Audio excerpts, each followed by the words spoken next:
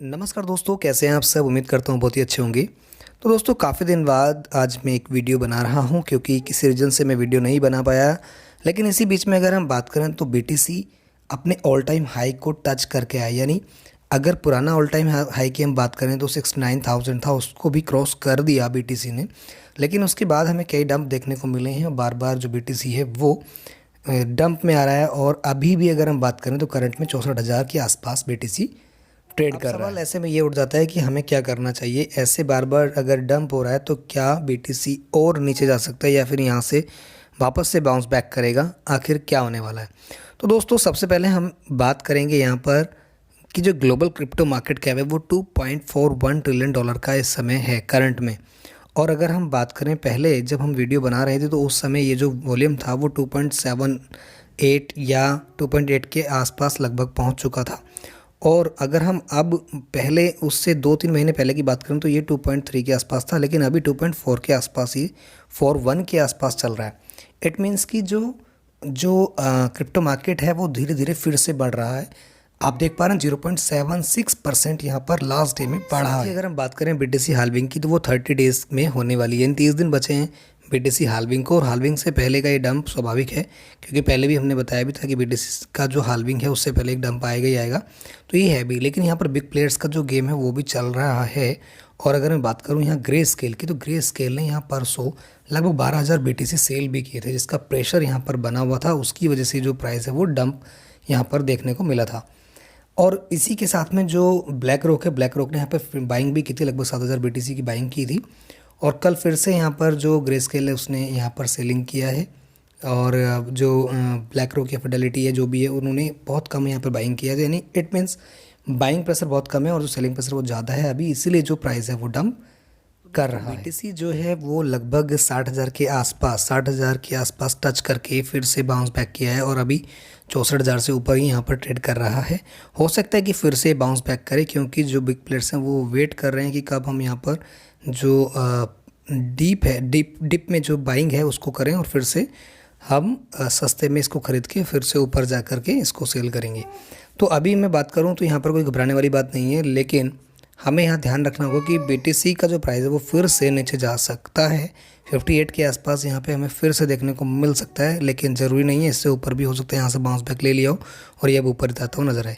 लेकिन सवाल यहाँ पर एक है, हम ऑल्ट कॉइन की बात करेंगे। ऑल्ट कॉइन्स में हमें क्या करना चाहिए, क्या हमें ऑल्ट कॉइन्स की बाइंग अभी करनी चाहिए, नहीं करनी चाहिए, क्योंकि बार बार यहाँ पर हमें डंप देखने को मिल रहा है। तो दोस्तों, हमें नहीं पता कि कितना डंप और कब यहाँ पर आ सकता है, लेकिन फिर भी हमें ध्यान रखना चाहिए कि अगर हमें डंप देखने को मिलता है बीटीसी का, यानी कि जो हमें मिला है 60 के आसपास, उस टाइम पे हमें बाइंग करनी चाहिए थी। और अभी अगर 64,000 के आसपास चल रहा है तो थोड़ा वेट कीजिए। अगर नीचे फिर से आता है तो हमें जो हमारे ओल्ड कॉइन्स हैं उनकी बाइंग करनी चाहिए, क्योंकि ये मौका हो सकता है बार बार फिर से आपको ना मिले।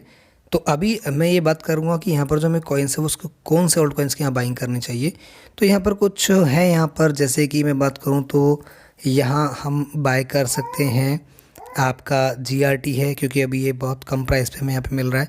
इसके अलावा अगर मैं बात करूँ, मैं वही कॉइन्स आपको बताऊँगा जो कि बहुत कम प्राइस पे यहाँ पे आपको मिल पा रहे हैं।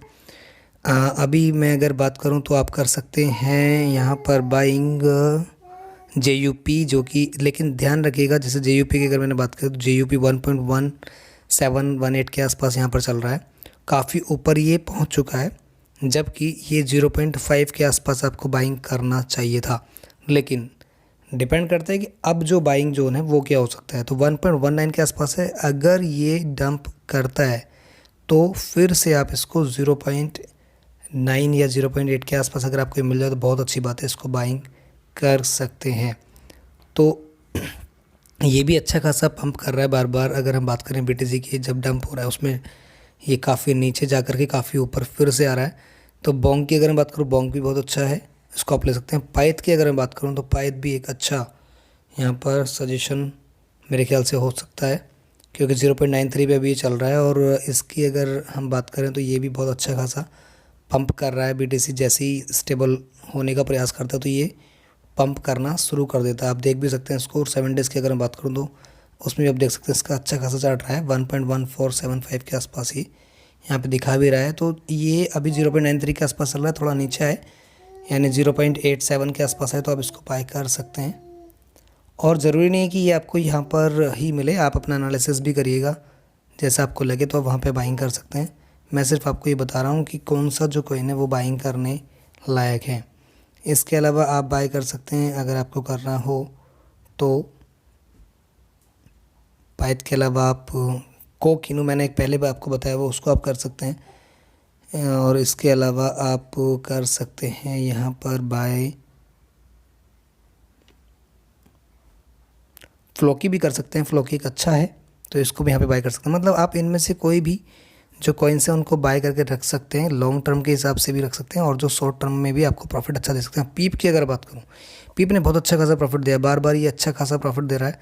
और फिर से आप देख सकते हैं यहाँ पर ये लगभग 14% यहाँ पर पंप कर गया है फिर से, तो ये बहुत अच्छा खासा पंप कर रहा है। जैसे ही ये BTC नीचे जाता है और हल्का सा भी स्टेबल होता है, ऊपर जाता है, तो फिर से ये बहुत अच्छा खासा पंप, यानी शॉर्ट टर्म में भी अच्छा प्रॉफिट दे सकता है। तो ये कुछ कॉइन्स हैं, इनमें आप ध्यान रखिएगा।